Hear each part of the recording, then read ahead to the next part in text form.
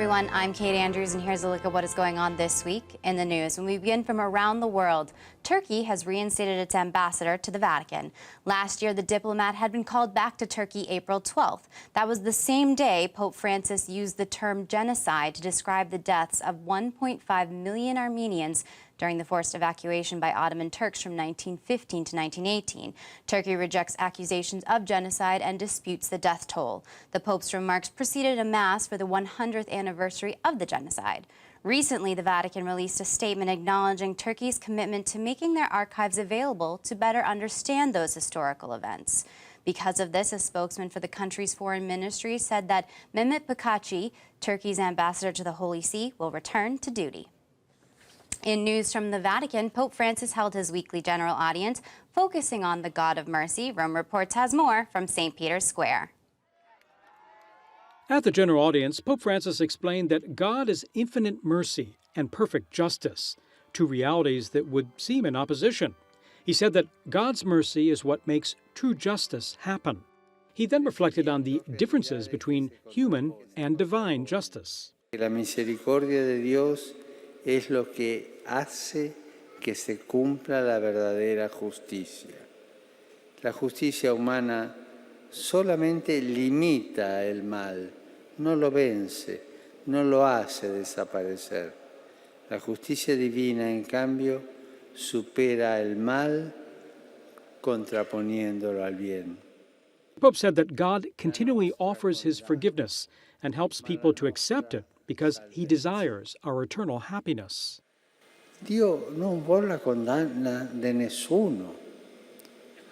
Di nessuno. Qualcuno di voi potrà farmi la domanda, ma padre, la condanna di Pilato se la meritava, Dio la voleva? No, Dio voleva salvare Pilato. E Giuda, anche Giuda. A tutti. Lui, il Signore della misericordia, vuole salvare tutti. Il problema è lasciare che Lui entri nel cuore. For the second week in a row, the Pope appreciated the performance of a group of circus performers. This time it was the American Circus, which offered a colorful display in St. Peter's Square. Questo che era qui davanti era bravo, The skill of these artists inspired the Pope to reflect on the importance of striving for the best in life. La seduzione della vita facile ma trovare un fine buono senza sforzo è una tentazione. E voi con questo che avete fatto oggi e con l'allenamento che c'è dietro ci date una testimonianza che la vita senza sforzarsi continuamente è una vita mediocre. At the end of the general audience, Pope Francis recalled the Armenian martyr Saint Blaise of Sebaste, slain in the Christian persecution of the early 4th century. The Pope asked Christians to remember this martyr and not to be afraid to talk about God in difficult circumstances. Back to news from around the world. The Vatican has joined international appeals for raising money for the millions of people affected by the crisis in Syria. Archbishop Paul Gallagher, Vatican Secretary for Relations with States, attended the Syria Donors Conference in London February 4th.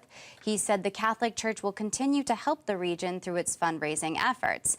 There are 13.5 million displaced people in Syria and 4.2 million Syrian refugees in neighboring countries in need of assistance. UN agencies have appealed for $8.4 billion to help. Last year, Catholic Diocese and Aid Agency provided $150 million to humanitarian assistance that directly benefited more than 4 million people. And finally in the news, the relics of St. Padre Pio and St. Leopold have arrived at the Vatican. Pope Francis asked the Capuchins to bring the relics of the two saints to Rome for the Year of Mercy. Both were known for the long hours they would spend hearing confessions. Thousands of people waited outside for hours outside St. Lawrence's Basilica to see the relics. Padre Pio was born in 1887. From 1918 to his death in 1968, he bore the stigmata. Though he isn't as celebrated as Padre Pio, St. Leopold was known to prophesy and to levitate. Born in Croatia, the Capuchin friar ministered in Padua, Italy. He died in 1942. Capuchin Father Clayton Fernandez, Secretary General of the Order, said Pope Francis wanted the relics in Rome for the Jubilee because St. Padre Pio and St. Leopold Mandic are missionaries of mercy. Well, that's going to do it for news. I'm Kate Andrews. You can keep up to date on Catholic news throughout the week with Catholic Newsbreak right here on the Catholic TV Network.